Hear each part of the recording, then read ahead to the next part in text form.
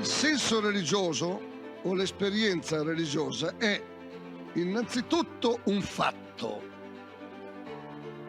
un fenomeno obiettivo, un fatto reale. Non è un'idea. Innanzitutto non è un modo di sentire. Non solo si tratta di un fatto, di un avvenimento, ma del fatto più imponente e più inestirpabile della storia dell'uomo. Più imponente, più vasto, che neanche il fenomeno dell'amore dell'uomo e della donna, che neanche il fenomeno del rapporto tra genitori e figli. Perché il senso religioso è un avvenimento che pone, che afferma o che ricerca l'orizzonte entro il quale acquisti senso anche il rapporto tra l'uomo e la donna, anche il rapporto tra genitori e figli. Perciò è più vasto, perfino di quelli.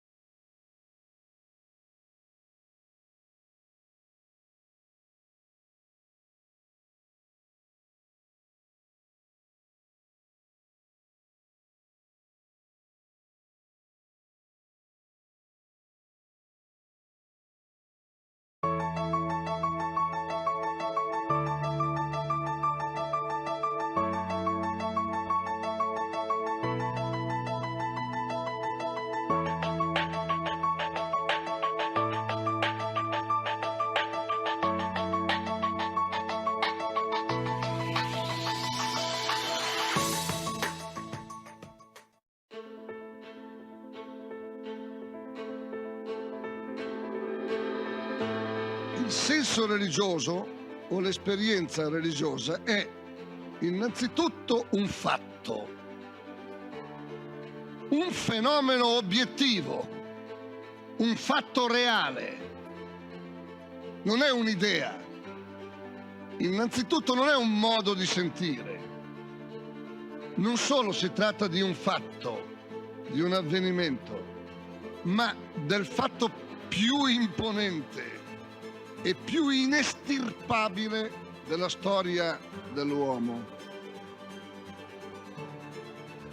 Più imponente, più vasto, che neanche il fenomeno dell'amore dell'uomo e della donna, che neanche il fenomeno del rapporto tra genitori e figli.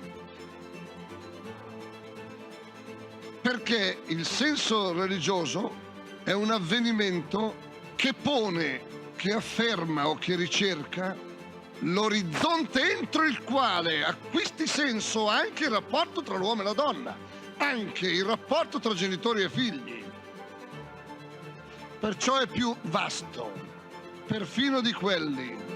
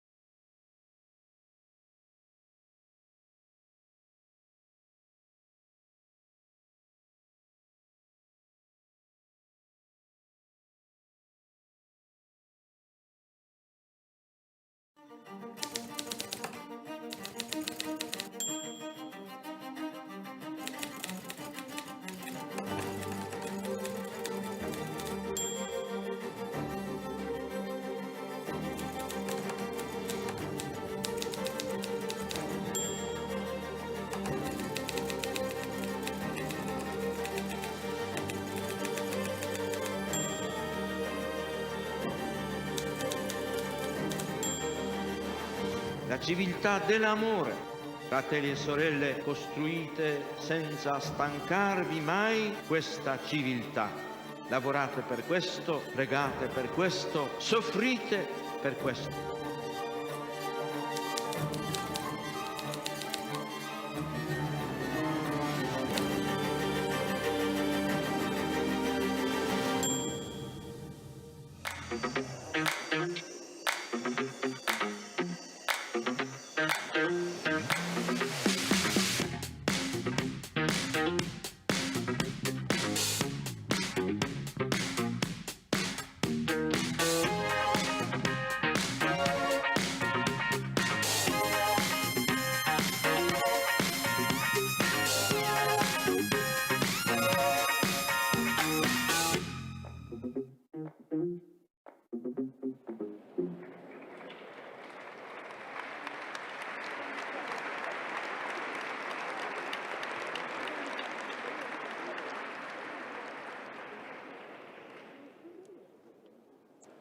Buon pomeriggio.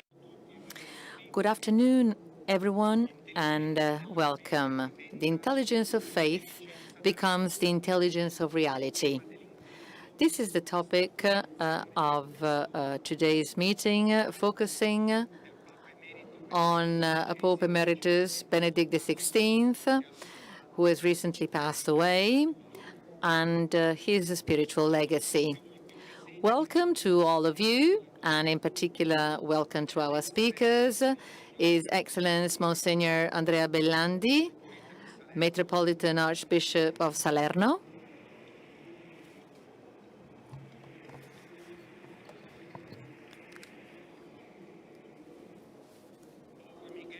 Aura Miguel, Vaticanist and journalist of Radio Prenascenta,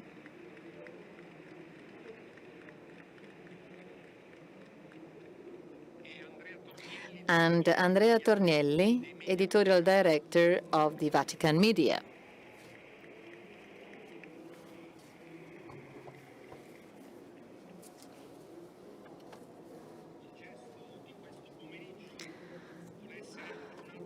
This afternoon bears gratitude and a sort of tribute to Pope Benedict XVI.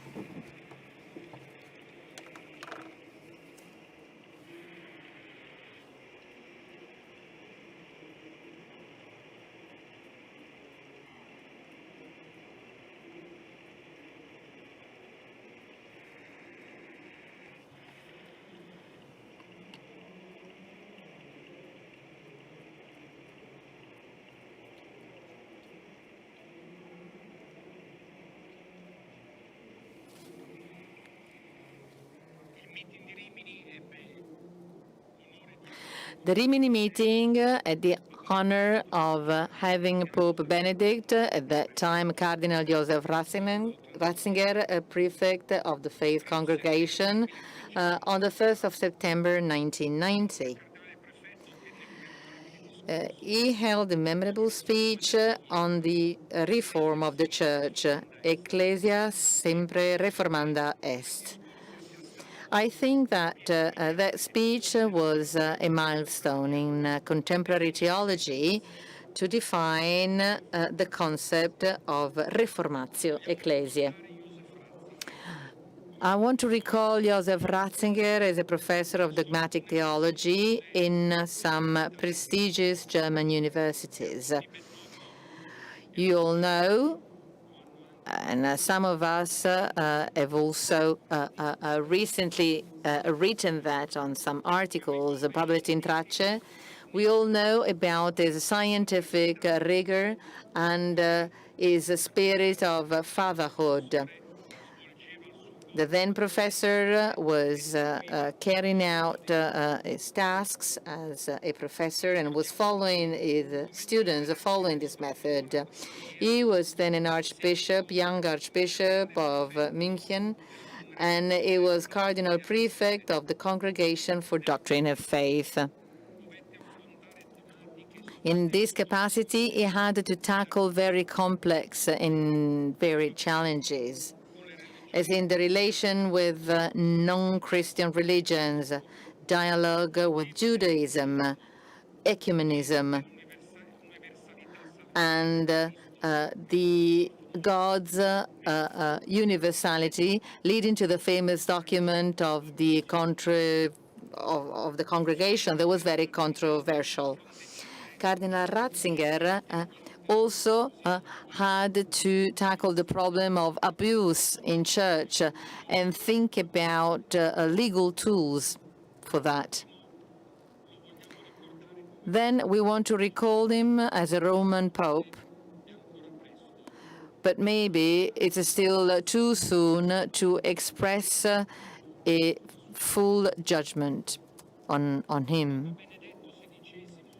Pope Benedict XVI passed away last 31st of December, and we all remember those images and those feelings that we had on the day of his funeral, the 5th of January.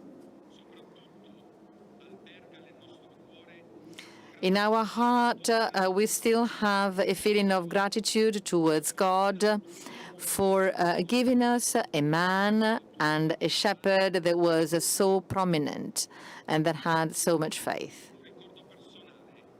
I have a personal memory. In a recent informal meeting with Cardinal Christoph Schönborn, Archbishop of Wien, one of the most important representatives of the Catholic Church Catechism that was supported by Cardinal Ratzinger. He, as a disciple of Ratzinger, the Cardinal of Vienna, stated that Joseph Ratzinger's theological works can be compared to St. Augustine's works because of his complete theological work.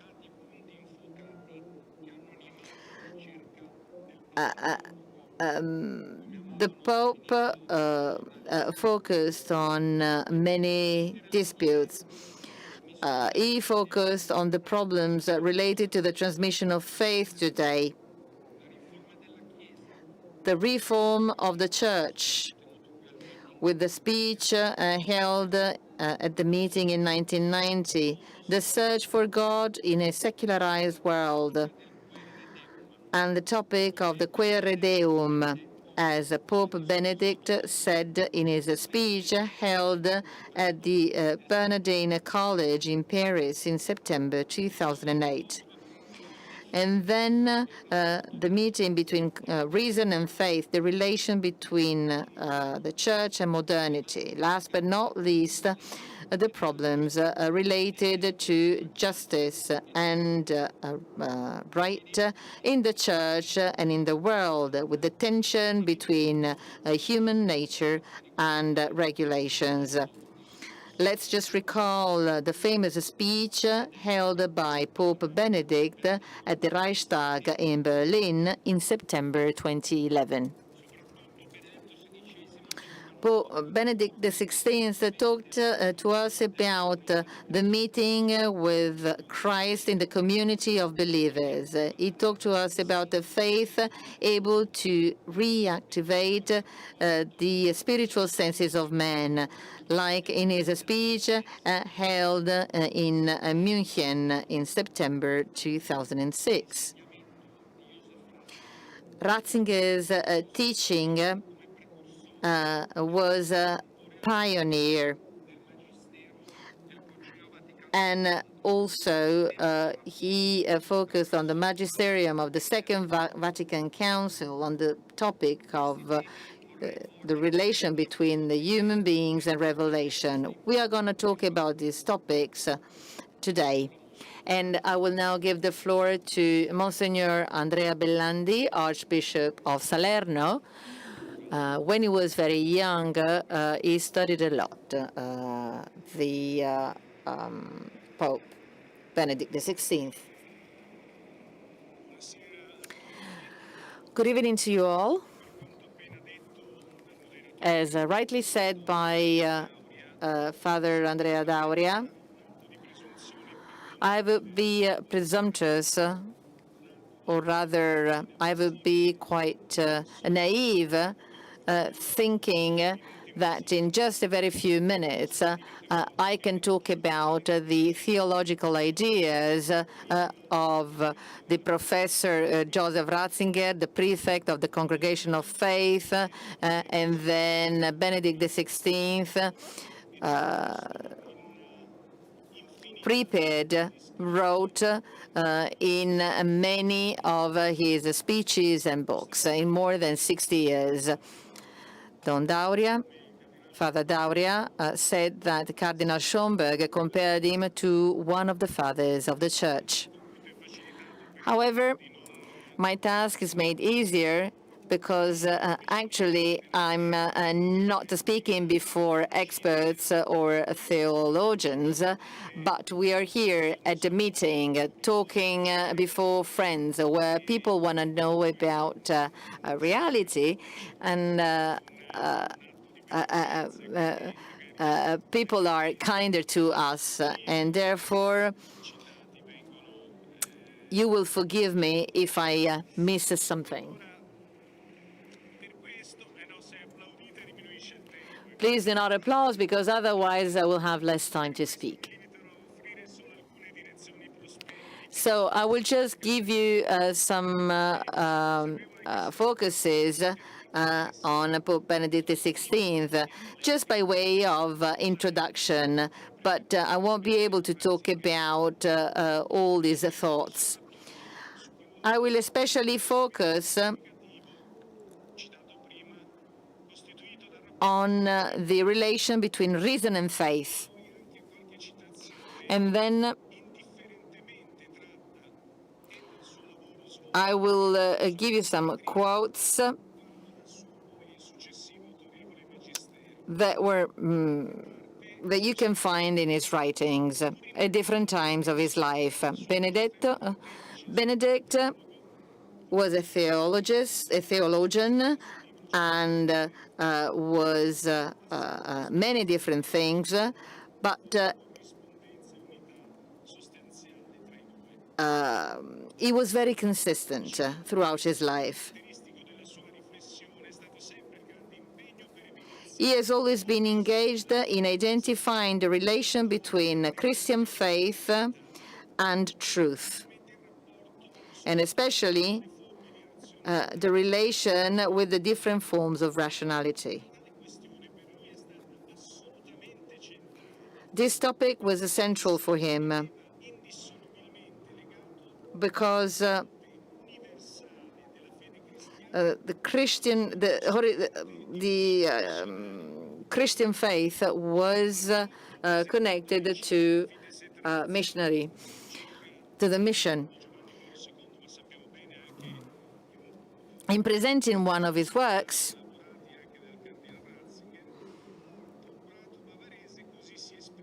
he said, and I quote, "The vital category of Christian revelation is the truth, together with charity. The universality of Christianity comes from the fact that it wants to be the truth, and it disappears if there is no more a conviction that faith is the truth. But the truth applies to everything, and therefore the Christianity applies to everything and everyone, because it's true. Hence, the task of the missionary activity of the Church. Man is created for charity, and the faith wants to enter the heart of man. So this relation between truth, faith, and reason has resisted over the time, and now it is in deep crisis, Ratzinger said. Why so? What is this crisis? Where does this crisis come from? So it's quite complex. However, the Pope, in his first work in 1968, that made it famous to the wide public, to the public at large, he underlined. In the first chapter, he was focusing on this question. Is it still possible to believe in the modern world? And he asked this question because looking at the spiritual and cultural dimension of that time, he was saying that it was characterized by knowledge and action, as against the fact of staying and understanding. Man is the man living in a secularized world that is mainly built on a scientific and mathematical interpretation of reality. What has values today is just a factum, which can be identified by natural sciences and consequently can be controlled and dominated and repeated by man's action, thus becoming facendum, what you have to do, what you need to do, and what we can do. So knowledge means capacity, and both processes are subject to ratio, the technical reason. Any other type of knowledge that cannot be expressed in scientific positive terms loses its right, and it cannot be communicated. Hence, it is limited to the subjective realm, and therefore can be confuted. Nature can lose any moral resonance. In knowledge, in the process of knowledge, using the scientific positive method is justified and suitable to the structure of reality, which can be questioned and understood by man and reason. However, and this is a problem, today this methodology is widely used.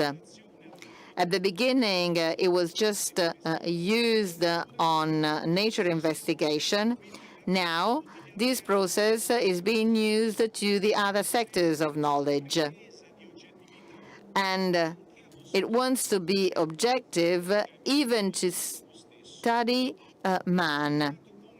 There is a mysterious reality, and man which is considered a product or a byproduct of nature, and as such, it doesn't have real freedom. But paradoxically, Ratzinger said, there is an upheaval of the starting point of this culture, which wanted to make men free, to set men free from any ties, especially the ties that link with God. Hence, the theory of evolution proposed by Darwin becomes a philosophy which is accepted almost by everyone, a vision of the world which can apply to everything. So, further questions on the origin and nature of things would not be necessary nor justified. St. John's statement, in principle, the Logos is totally changed. At the origin, as a starting point, there is irrationality. And this is taken by the famous book of Jean Monod that was published in the 1960s. Therefore, the issue concerning God or the presence of a free factor operating in reality makes no sense. Don Giussani often said, if God exists, it doesn't have anything to do with life, becomes a symbol of this attitude, of this dominating attitude. Maybe the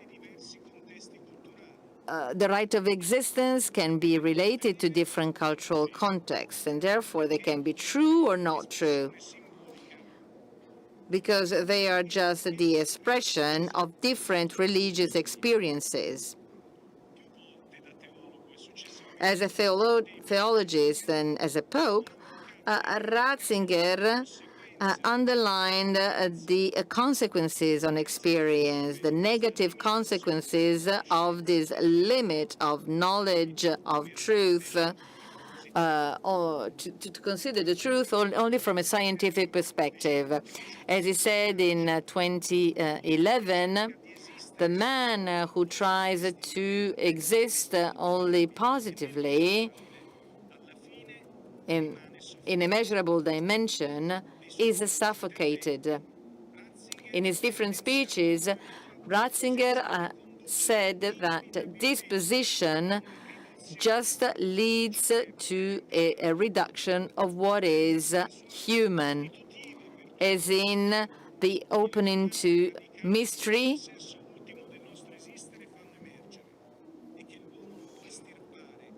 that questions that the man has to answer. I'll just give you a few quotes. At the Reichstag in 2011, Benedict said, where the positive reason is considered as the only culture and all the other cultures are neglected, are considered as subculture, it reduces man, or better, threatens man. The positivist reason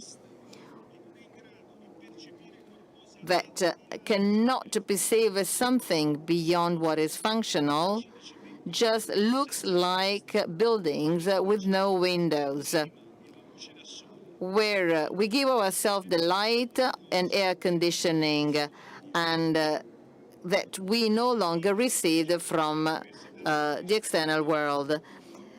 Before that, in Germany, he said, if science is only this, then it's the man that has a negative impact, because the human questions, where do we come from, where do we go, the questions of religion and ethos cannot find a place in the common reason described by science. Science as such. And therefore, they have to pertain to the subjective realm.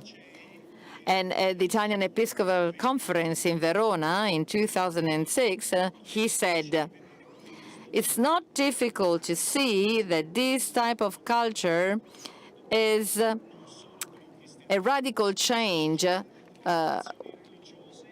from Christianity and from the moral values. We cannot establish a dialogue with other cultures where the religious dimension is strongly present. Nor is it possible to answer the fundamental questions on the meaning of our life. So,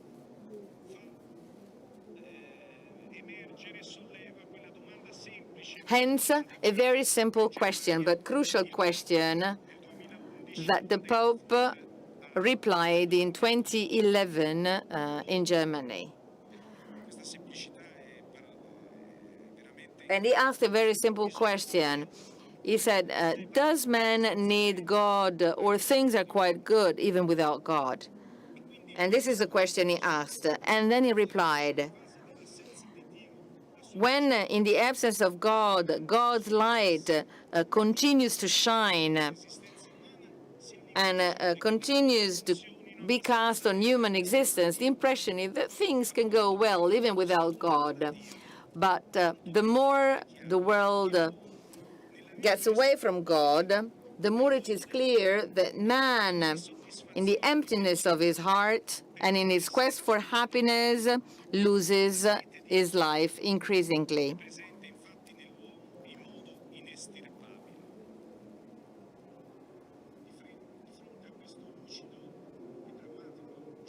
So that was a dramatic judgment on the modern contemporary world. And Benedict XVI focused on this problem extensively. On the relation between faith and reason, he focused on two things.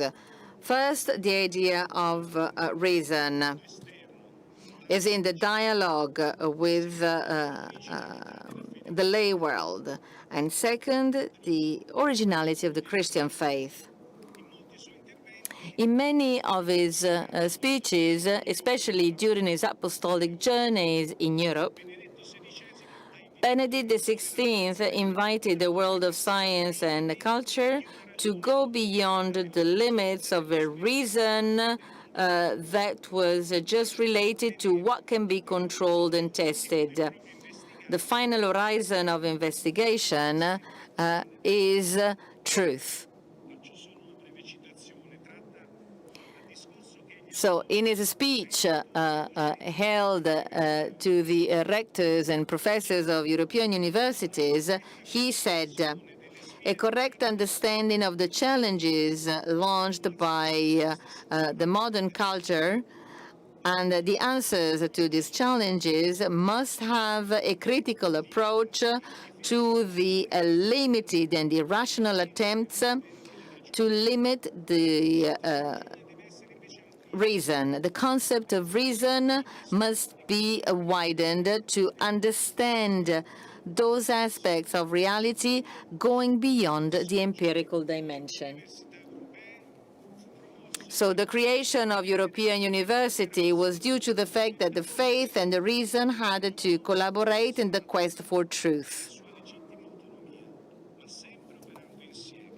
always together.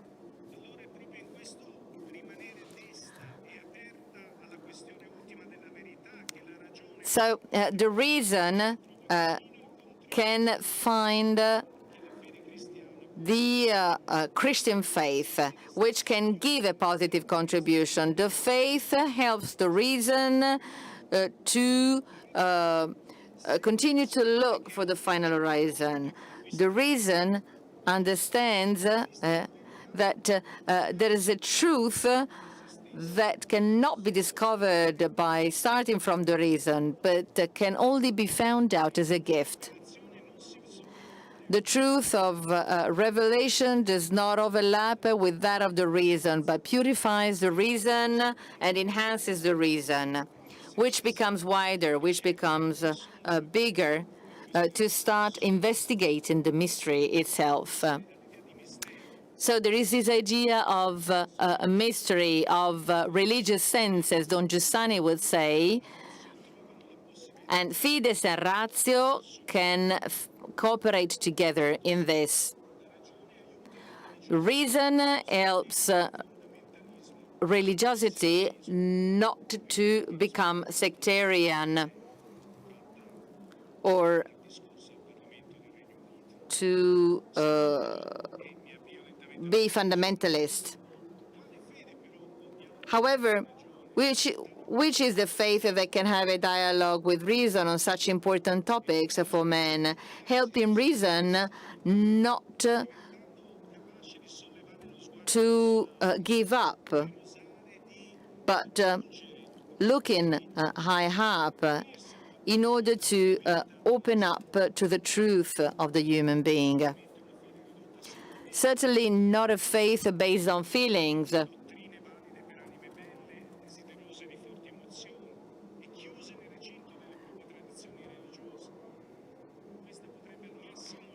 This could just be a sort of a painkiller, a remedy, in order to live in a world dominated by calculations, by interests, and where actions are just measured by the approval of the majority. So, faith does not come from reasoning, but from the meeting, and this is the beginning of the Deus Caritas Est. The Christians didn't consider their missionary announcement as propaganda that needed to increase the number of people. The God in which they believed was the God of everyone. The universality of God and the universality of reason open to God, to them, were the reason and the duty of the announcement. This intelligence of faith in Christians came from the fact that he had met the one who was the truth and not the habit, and therefore he could have a dialogue with the philosophers at the time and not with the theology of poets or the political power of the time. The theology has always had a dialogue with ratio. And I will now conclude. Hence the question, is there some space in our life for this reason and for love? The first Christians had a dialogue with philosophers, but at the same time, it was clear enough to them that the God that revealed in history was overcoming what philosophers thought of him. God is a personal reality, is a personal entity that can meet man's expectations. Man that is not just made out of reason and intelligence, but also feels the need of loving, being loved, finding answers to the sufferings. Hence, this logos, which is not just reason. It's a reason that can love man, that loves man passionately, man who wants to be loved. There's a creative reason, which at the same time is also love, leads to a love story, which is ultimately Jesus Christ. When dying on the cross, there is this love in its most radical form.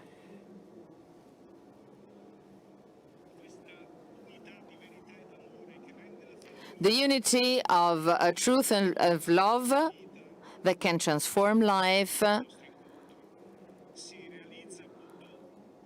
is fulfilled in Jesus. He showed himself, he said in Paris.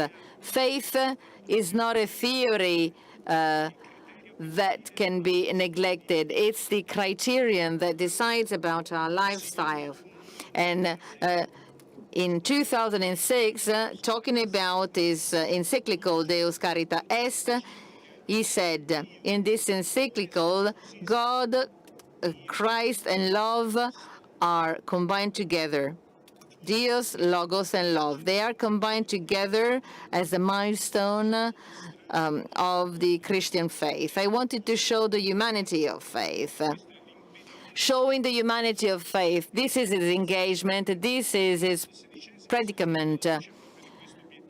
This was his goal. Because he had this goal in his own existence, like in his first homily as a pope in April 2005.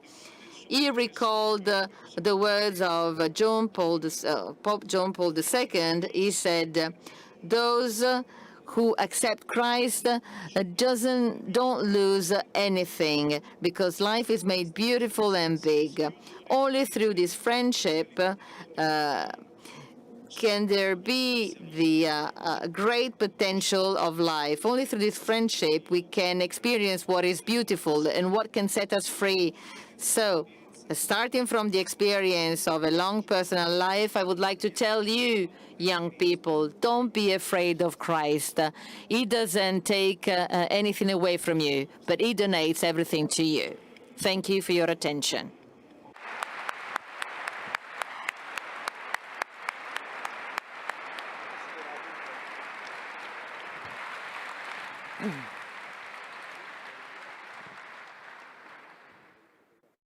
Aura Miguel. Aura Miguel, Portuguese Vaticanist, journalist, already known to many of us. Before the meeting, she told me that she had over 100 journeys with several popes. She met and she got to know Pope Ratzinger, with whom she participated in 24 journeys.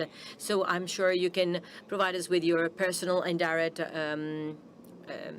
memory of the late Pope. I would like to greet the three people named Andrea, starting from His Excellency Monsignor Bellandi, and the dear colleague Andrea Tornielli, a companion of many, many years of journeys following the popes. My contribution is more of a testimony. I'm looking at the successor of Peter, which is my job. I let myself be conquered by Benedict XVI, and I'd like to start by talking about the funeral of Benedict XVI. I was there, of course. I was a journalist, and in those days, I was struck by the uncountable number of people who came to Rome to pray and to bid farewell to him. I asked myself at that time, why are so many people here for a Pope Emeritus who remained for 10 years hidden in a monastery with no public life and with a bad press and so much criticized by some opinion makers? What could explain the presence of all of this crowd showing such gratitude to him? There's a sentence that can summarize, in my opinion, and explain the phenomenon. It is a passage from the declaration, the deed of death, that was placed inside the coffin of Benedict XVI, buried in the Vatican crypt. To me, it is a sort of an identity card of a pontiff. And this is what this sentence reads. Benedict XVI placed the theme of God and faith at the center of his pontificate, in a constant search for the face of the Lord Jesus Christ and helping everyone to know him. So the constant search for the face of the Lord Jesus Christ and helping all of us to know him. I would therefore like to underline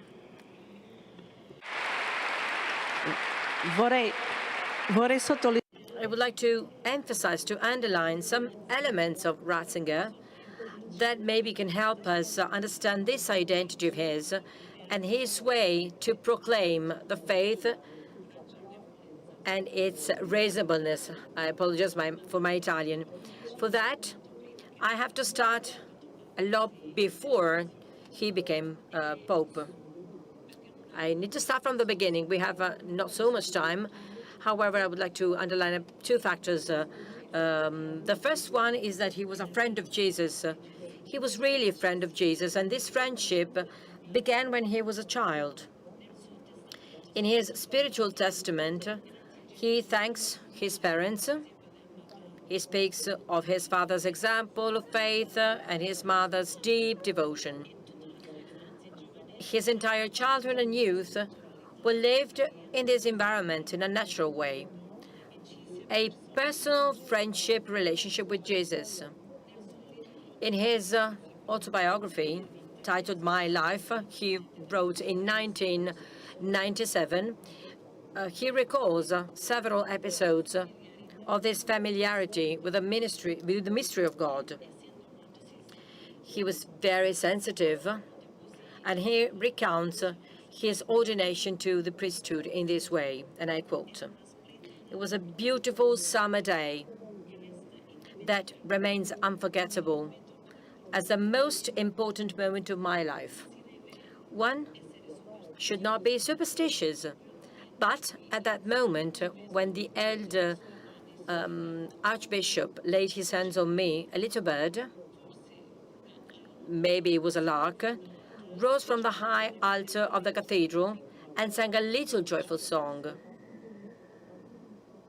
To me, that was as if a voice from above was telling me, it's okay, you are on the right path."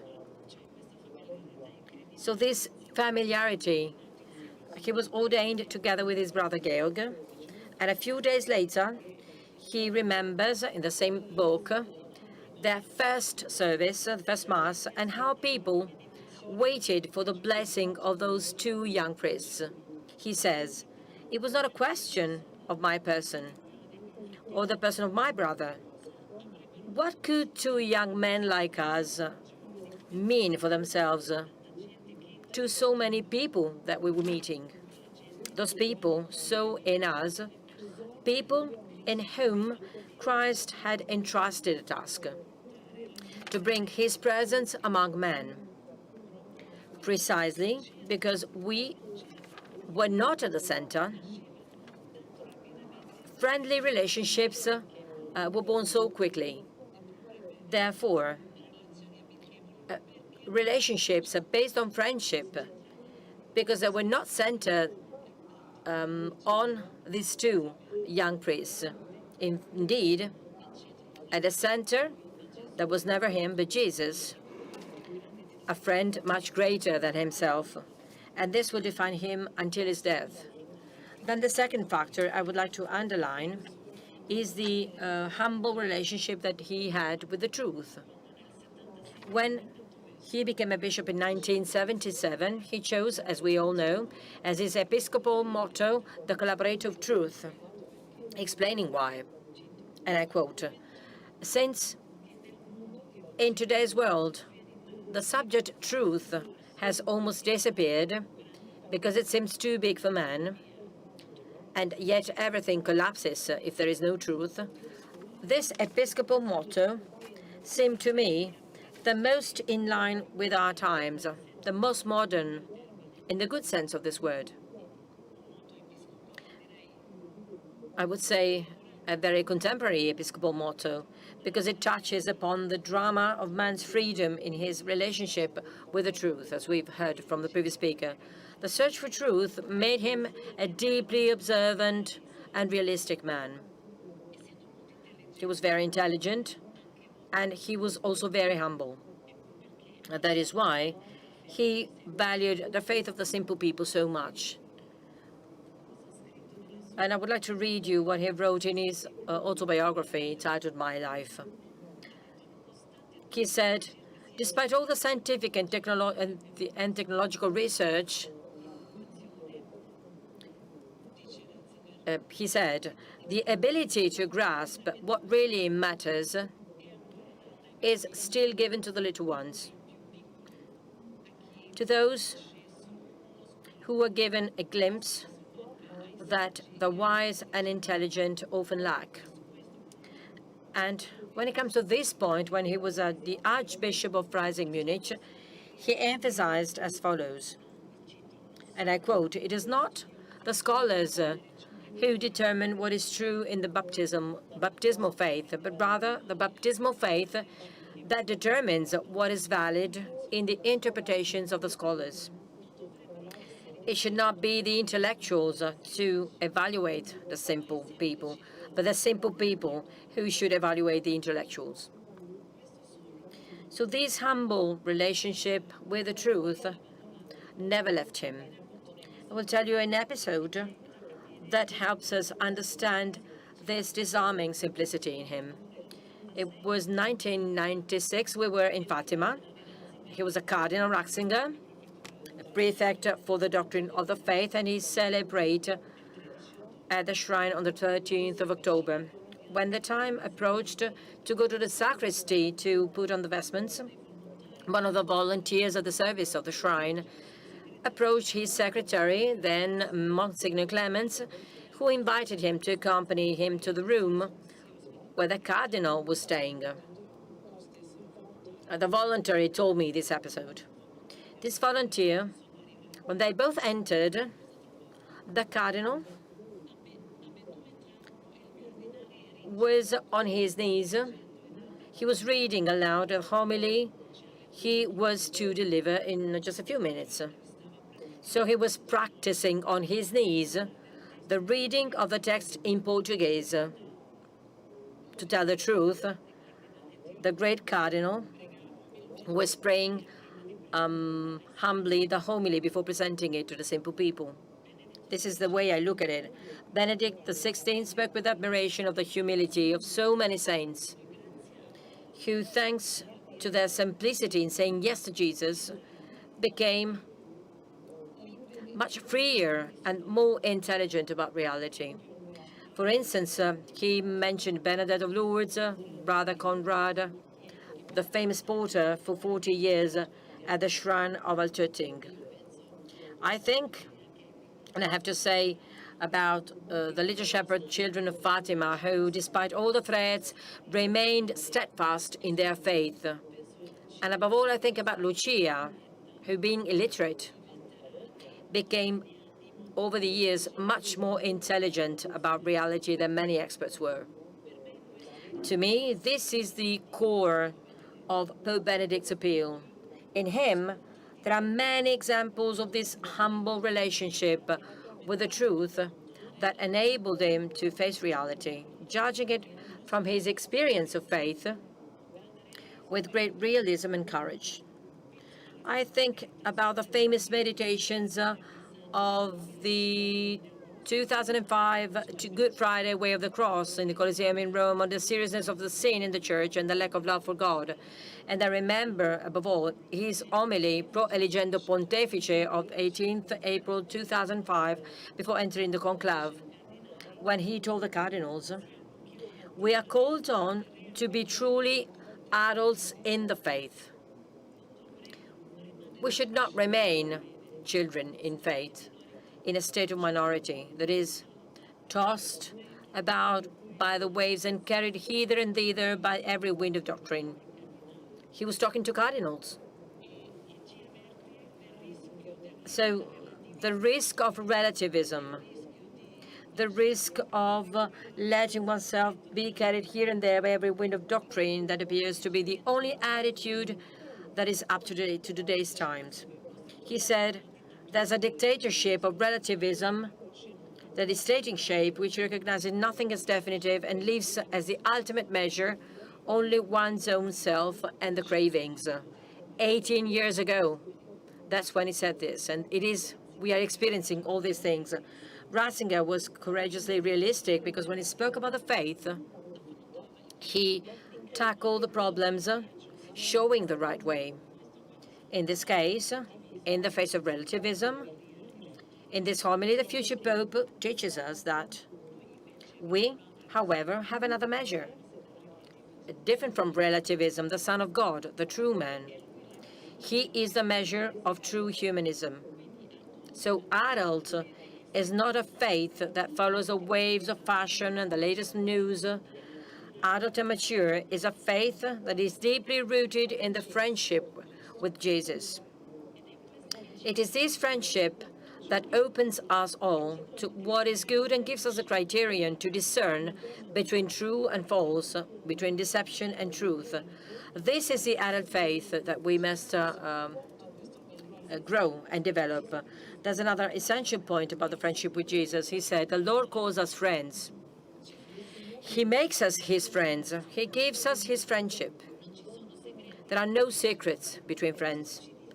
Jesus tells us everything he hears from the Father. He gives us his full trust. With trust, knowledge as well.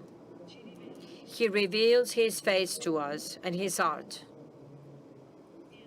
And he adds, talking about his own experience, the more we love Jesus, the more we know him, and the more our freedom grows. And in a true freedom, thank you, Jesus, for your friendship. A few days later, he became Pope, and he assures us in the first homily of his pontificate, we've listened to the last sentence of his last homily on friendship with Jesus, but I underline another part. He said,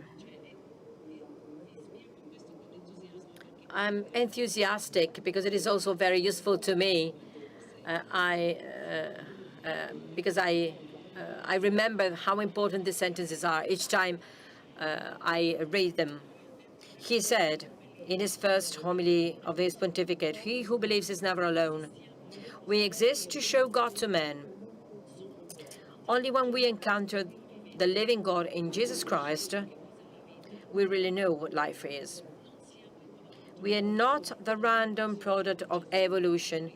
Each of us is a fruit of a thought of God. Each of us is wanted, loved, needed, necessary. There's nothing more beautiful than to be reached by Christ.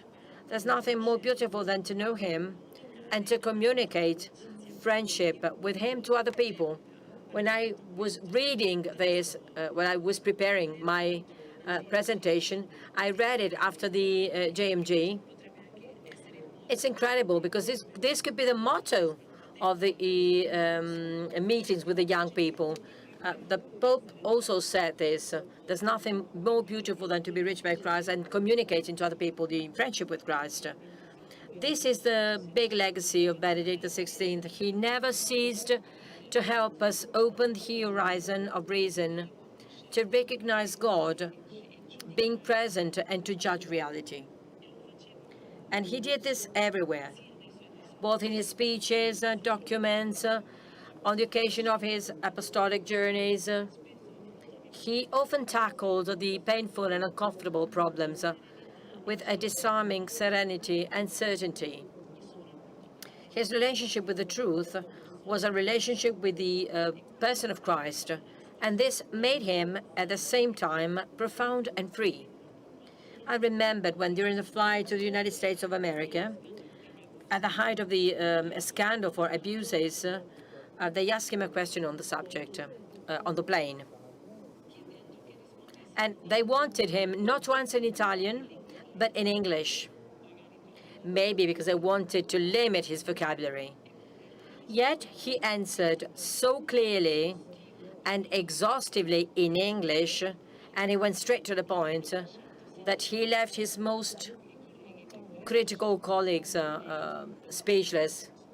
So he knocked out the colleagues, many colleagues of mine. And finally, there's another factor to conclude that I have to add. It is a decisive point. His heart was full of desire. And I would say that this heart full of desire is an essential condition for the intelligence of faith to become intelligence of reality. Pope Benedict always felt this. Without a personal relationship with Jesus that is constantly nurtured, everything remains theoretical, and faith, sooner or later, will become dry. So one must continually nurture it. And this applies to everyone, even when one happens to be the Pope. Among many possible examples, I chose a part from one of his catecheses dedicated to the desire of God, delivered on the 7th November 2012, during the Year of Faith. He was then 85 years old. And I quote, "Man carries within himself a mysterious longing for God. What can really satiate man's desire? Adults, too, need to rediscover the true joys, to yearn for authentic realities, purifying themselves from the mediocrity in which they may find themselves entangled. At the same time, it is fundamental never to be content with what one has achieved. It is precisely the truest joys that can release in us that healthy restlessness that leads us to be more demanding, wanting a higher, deeper good, and at the same time to perceive with ever greater clarity that nothing finite can fill our hearts.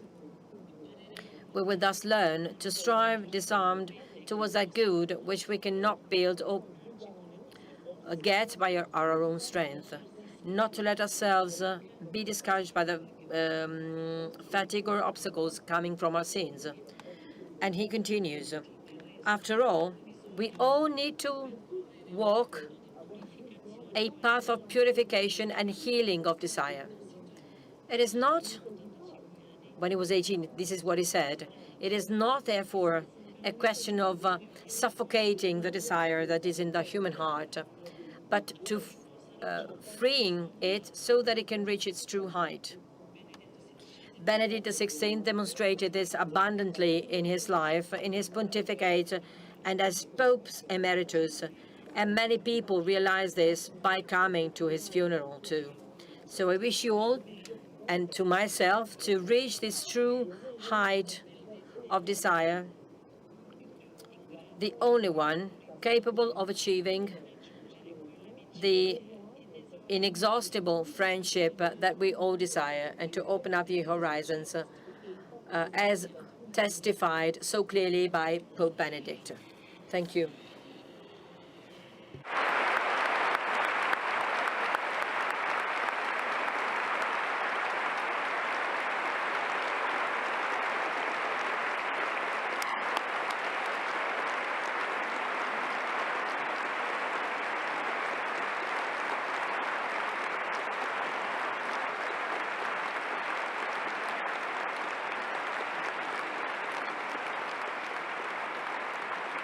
Grazie, Aura. Thank you very much, Aura. Andrea Tornielli, Pope Benedict XVI and Pope Francis. Continuity and discontinuity. A point on which I think that quite controversially many journalists talk as if to create a counterposition between them. I would like to know your point of view. Well, thank you. I don't talk a lot about continuity or discontinuity. There is a discontinuity between one pope and another. This is natural. If there were continuity, the pope would be a fisherman in the Sea of Galilee. So, of course, there is a change in persons and in personalities, of course. Soon after the Pope Benedict XVI passed away, one of the media of the Ministry for Communication published a book, an anthology of the great topics dealt with by Ratzinger, titled Dio è sempre nuovo, God is always new. And from the writings of Ratzinger as a pope and his previous interventions, contributions, I would like to make some quotations to continue to have Pope Benedict speak. Just to underline 3 points. The first one, what is faith? The second one, the announcement of the gospel, and then a gaze on the church. The first one, what is faith? Monsignor Andrea Bellandi, one of the 3 people named Andrea. I'm sorry, Aura, your name is not Andrea. He underlined and he mentioned the prologue of the encyclical letter Deus Caritas Est, when at the beginning of his pontificate, Pope Benedict XVI wrote and reminds that at the beginning of being Christian, there is no ethical decision or a great idea, but the meeting with an event, with a person, the meeting with a person. 1.5 years before he passed away, maybe in his last contribution, an interview that he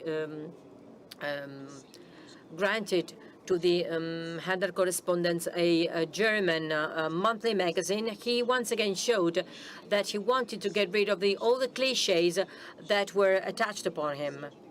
In a part of this interview, the Pope Emeritus stated, those who believes is a person who questions, a person who must constantly find the reality of this faith behind and against the oppressing realities of everyday life. In this sense, he was a prefect of the Congregation for the Doctrine of Faith, and he was the longest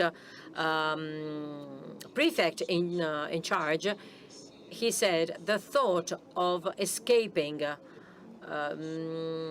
to pure doctrine is irrealistic. A doctrine that existed only as a sort of natural reserve, separated from the everyday world of faith and its needs, would be in some way giving up faith. So in 2001, in the book, interview book, Dio è il mondo, a very beautiful book, the then prefect of the Congregation for the Doctrine of Faith stated, the nature of faith is not so that starting from a certain point one can say, I own the faith, others do not own faith. Faith remains a journey, a pathway during the entire course of our lives. It remains a journey. So faith is always threatened and always in danger. The faith of Christians, of big, great Christians, laymen, laywomen, of the priests, it is always threatened. It is healthy to subtract faith from the risk of transforming into an ideology that can be manipulated. The risk is that of hardening us and making us incapable of questioning ourselves with our brothers. Faith can get mature only to the extent of which it bears the anguish and the strength of lack of belief, crossing it so that it becomes that it can be covered through a new era. So those who do not believe are indispensable for those who believe. The wounds and the doubts of those who do not believe are of fundamental importance for those who believe. All the doubts are indispensable, fundamental for our faith. We constantly have to keep relearning our faith, and the wound should always remain open, so that the faith that never becomes an ideology. This is what Ratzinger said back in 2001. And he repeated these words in the dialogue with the journalists during the flight to Prague in 2009. I was there with Aura Miguel when he said that the Catholics cannot be content to simply have faith. They should always be looking for God even more in the dialogue with other people, relearn God in a more profound way. So to conclude this first point, so the believers are not those who already know everything, and they cannot afford to judge the faith of other people, saying that they own faith and the other people do not own any faith. They constantly question and doubt about the everyday life.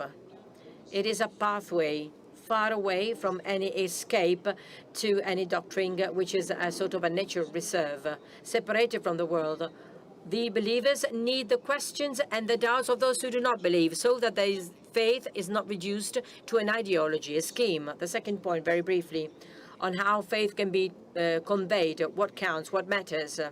We already said that a faith is not an idea, it is an encounter. Benedict XVI, on the 13th of May, 2010 in Fatima, when he met the bishops of Portugal, said, when in many people's feelings, the Catholic faith is no longer a common heritage of societies. This is what we are experiencing today. It is very difficult for faith to touch hearts through simple speeches or moral warnings, and even least through generic calls back to Christian values. There are many warnings dating back to the past, reminding us that it was better in the past, that we lived better in the past. All this is not enough, as the Pope said, because, and he continues, the simple statement of the message does not reach the heart of the person. It does not touch upon the freedom of a person. It does not change people's lives. What is fascinating is, above all, the encounter with believers who, through their faith, attract towards the grace of Christ, giving testimony of this grace. This is the only way that faith was conveyed and transmitted over the centuries. This is the only way it can be transmitted today. Reading this sentence by Pope Benedict XVI in Fatima makes me think about the challenge of Nietzsche in his essay Antichrist, when he said, and I quote, when he wrote, and I quote, "For your faith, in an anti-Christian sense, addressing the Catholics, your faces, because of your faith, have always been more harmful than our reasons. Your faces were a counter-testimony bigger than our anti-clerical reasons." And I would like to add, if we had Nietzsche here today, he would probably add, your faces, your blogs, your social thinking about the hatred, the hate speech, and all the bad words that we can read in the social media, they sort of a counter-testimony, also on the part of those who claim to be Christians. So what touches the heart is a meeting with believers. And finally, the third point, a gaze on the Church. Benedict XVI, in his memorable speech to the Catholics committed in the Church and Society in Freiburg on the 25th of September 2011, talked about a risk of secularization of the Church inside the Church. And stressing a negative point, he said, it is not a rare event that the organization and institutionalization are given a greater importance than the importance given to the call of Church to be open towards God and to open up the world towards the other people. Being open towards God, adoring God, and opening up the world towards all the other people. These two things always go hand in hand. In order to respond to its real task, the Church should always make an effort that of detaching itself from its secularization and become once again open towards God.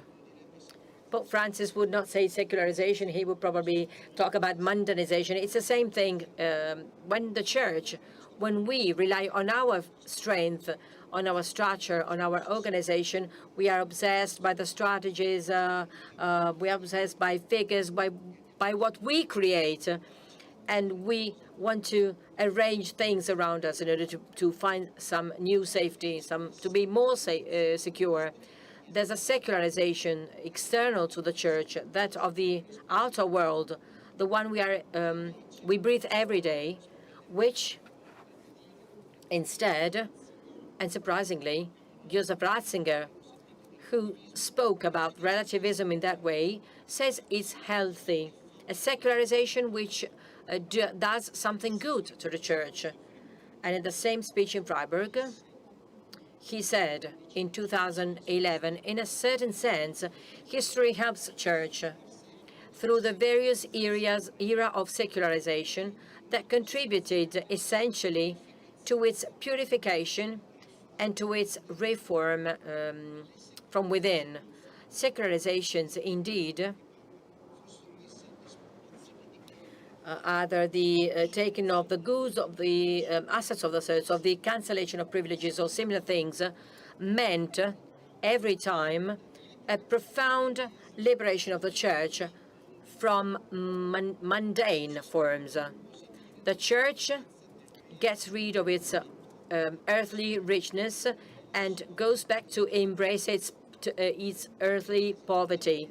The Church shared in those historic moments the need for poverty, opening up towards the world to separate itself from material connections, and its missionary actions became credible once again. The Pope continued by saying that the historical examples of secularization against Christianity that led to the Church losing privileges, well, they helped the Church because it was freed from the burdens and the material and political privileges. The Church can better devote itself to the entire world in a Christian way. It can really be open to the world. It can once again live more freely the call to the ministry of adoration of God and the service to other people. The missionary task linked to the Christian adoration, which should determine the structure of the Church, becomes more visible. It becomes clearly visible. The Church opens up to the world, not to obtain the adhesion of men to an institution with its demand of power, but to have men go back to themselves and to take men to the person who, as St. Augustine said, he is more intimate to me than myself. And finally, he added in this speech, it is not a question of finding a new tactic to relaunch the Church. We are full of strategies, marketing strategies applied to the pastoral and to the mission of the Church. And this is the situation at present. It is not a question of finding a new tactics to relaunch the Church. It is more of a question of just the opposite, to get rid of what is tactics and to look for, sincerely, not eliminating the truth of our today. It is a matter of realizing the faith of today by living the faith totally in sobriety of today, bringing it to its full identity, and taking away from it what only apparently is faith, but indeed is a convention and a habit. If we read the Gospel pages talking about the Jesus, and Pope Benedict was a friend of Jesus, there is not even a single page of the Gospel where Jesus, the Son of God, teaches us or testimonies that we should get rid of our traditions and our conventions. Thank you.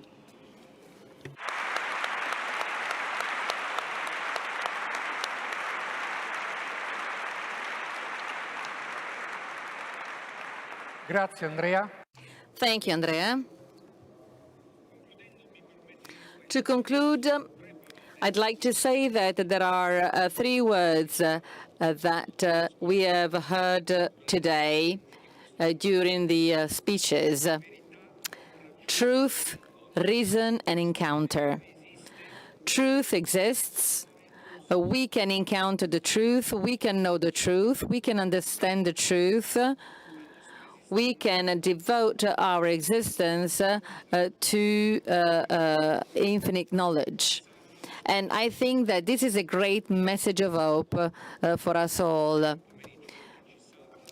because it rescues us from relativism and from objectivity, just objectivity in our existence. I hope that this session has been useful to make us listen to the teachings and follow the teachings of this great Pope, and to follow his great spiritual legacy. The Rimini meeting lives off our friendship, our freedom, and our contribution that can be real and practical. This is why I invite all of you to support the Rimini meeting at the different Donate Now desks throughout the meeting.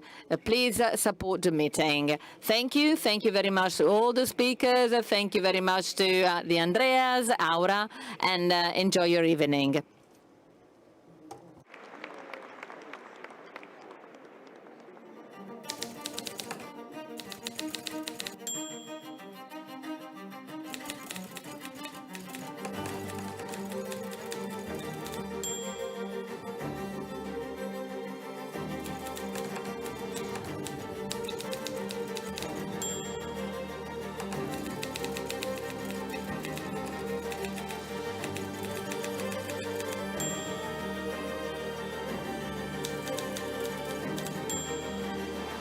La civiltà dell'amore, fratelli e sorelle, costruite senza stancarvi mai questa civiltà. Lavorate per questo, pregate per questo, soffrite per questo.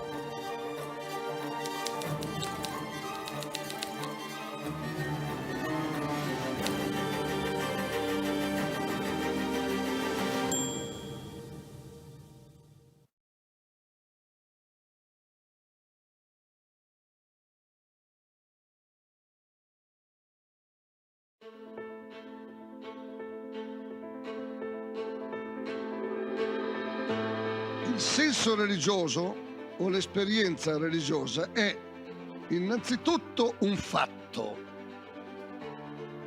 un fenomeno obiettivo, un fatto reale. Non è un'idea, innanzitutto non è un modo di sentire. Non solo si tratta di un fatto, di un avvenimento, ma del fatto più imponente e più inestirpabile della storia dell'uomo. Più imponente, più vasto, che neanche il fenomeno dell'amore dell'uomo e della donna, che neanche il fenomeno del rapporto tra genitori e figli. Perché il senso religioso è un avvenimento che pone, che afferma o che ricerca l'orizzonte entro il quale acquisti senso anche il rapporto tra l'uomo e la donna, anche il rapporto tra genitori e figli. Perciò è più vasto, perfino di quelli